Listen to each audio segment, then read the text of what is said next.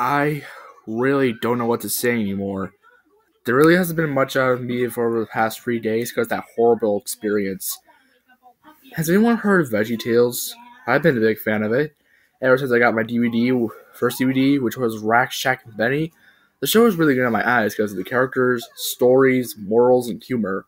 However, I have outgrown this show because I've gotten older, and I'm glad I did, because there's these new redesigns and this spin-off called VeggieTales in the House, which to me is kind of guilty pleasure. I still have a bunch of still have a bunch of DVDs and some old VHS tapes. I watched all of them except one. Its name was "Where's Guy When I'm Scared." I've actually had it before after I got it. When I was about to watch it, well, I couldn't find it. So I decided to go to my old buddy Amazon to look for not re-release, not remaster, but the original. I searched for it, but couldn't find a copy until I got to the bottom of the results. The title of the item said VeggieTales 1993. Where's God When I'm Scared? VHS tape goes new. I couldn't wait to get in the mail. About a week later, my aunt and uncle, who I was living with at the time, were going on a trip. They said if I ever needed to call them, at least I can watch the tape without being disturbed, because my sister is also gone to a friend's house as well.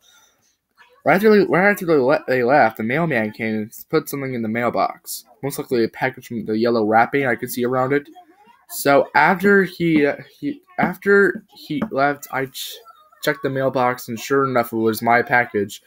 I grabbed it, went into my house, into my room, shut the door behind me, and started opening it up.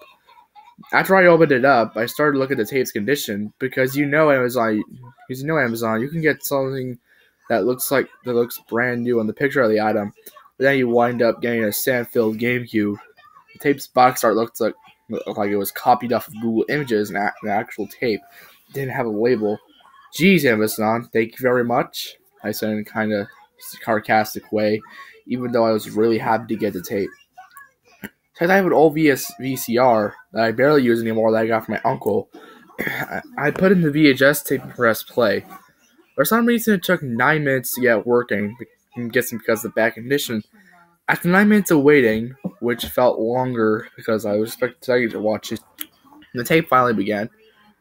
It seemed like everything was normal at first for the first 15 minutes of the tape. It was a great episode that had a great lesson. God is bigger than any monster out there, followed by a silly song called the Water Buffalo song. About when I was going to finish for 15 minutes after the silly song, it seemed like the tape got pre-printed because it showed a black screen for about 3 minutes. Not only was I upset because I thought the tape didn't work for 15 minutes after it was recorded over the actual show, I was also mad that it seemed like I was skinned out of $10. But after complaining, the show seems to restart because it should show the intro again. I was a little curious because the show doesn't restart unless it's over and you hear the tape rewinding in the VCR. But it didn't. I didn't hear the tape rewind inside. When the actual show started, it showed Bob and Larry standing on the countertop as usual. But for some reason, the atmosphere felt different. Almost depressing. I mean, Bob and Larry were smiling, and the background was bright and colorful, but for some reason it felt depressing. Everything was normal until they started reading the letter. Bob read the letter aloud, and it said, "Dear Bob and Larry, I'm a mother too, and my youngest son died in a car accident last night. His dad fell asleep on the wheel and crashed into a tree. He was fine while my son was killed. I don't know what to do anymore. I just hope you understand what I've been going through. Shell." Bob looked really upset with the letter, and Larry didn't say anything clever or funny, which is kind of out of character for him. The show interrupted Bob and Larry before they could say anything. The show started with Junior watching TV at night in the living room, still underwear, Scott when I'm scared, with Big Mom's hysterical saying, "Junior, it's time for bed," with Junior saying, "Just 4 more minutes." But he decides to drop the television and go to his room. He comes up the stairs and into his room. However, he's extremely scared, even more than he was watching the TV show. He thought, yeesh, that show is scary, but it isn't real, is it? Junior goes to sleep, and we get treated to his dreams/nightmares. There was a lot of flashing colors and shapes with Junior in a dream world. said, gesturing. After about 30 seconds, I heard a loud booming voice that sounded like my TV speakers were at 100 volume percent. However, my volume was turned on to volume 10 volume. The voice said, "You are weak, humble, disgraceful, no one." This part shocked me the most. I was jump scared by the monster Junior watched on the TV, except it looked a lot more demented. Junior woke up with not a scream, not a cry, but instead a shocked face. It cut to 2 days later. Bob and Larry were with Mom and Dad Asparagus, but Dad said, "Junior hasn't come out of his room in 2 days. Is he sick? Is he coming down with something? Is he injured?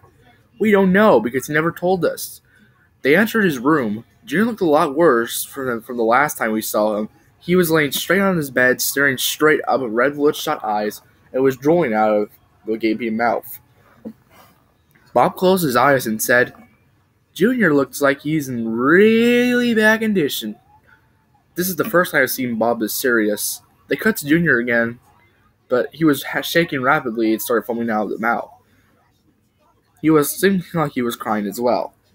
It cut to a hospital building where a doctor that looked like Archibald, he said in his British accent, "Junior hasn't slept in 3 days. He looks like he's shocked, almost in a coma state." His mom said to Junior, "We didn't know you were scared, Junior. You should have told us." This was getting really disturbing and getting uncomfortable to watch. After his mom said that the beeper, the thing that tells you if the heart is still beating, beeps, went flat, Archie then said to them, "I'm sorry, everyone, but Junior is dead." It was really sad. I felt like I was going to cry because Junior was my favorite character in the show. It cut to the picture of the Asparagus family with Mom Asparagus crying in the background, while mixed in with the words, "He's gone. I can't bring him back. I can't live like this anymore." Then we see Mom Asparagus in the kitchen, reaching a pill, pulling a bottle of pills. She finishes with the word, "When you lose someone, you will always feel pain until you can't feel at all." She opens up the bottle, pours all the pills in her mouth, and passes out. The final image is an image of the Asparagus family. It cuts back to the countertop, but Bob and Larry are even sadder from when they read the letter. Then Bob said in a sad voice, "It's time to talk to Corey about what we learned today." Corey didn't work, though Bob was getting angry at Corey for not working. He starts bouncing off of Corey like a ball, getting more angry every time.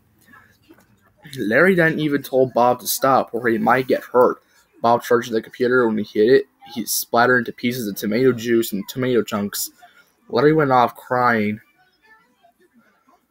And then he went to the edge of a countertop and said to the audience while staring at the camera in a sad voice, "Remember, kids, God made you special, and He loves you very much. Goodbye." And then he jumps off the counter, and when he hits the floor, he smashes into pieces, and then the episode ended with no credits, just nothing, to be continued in part 2.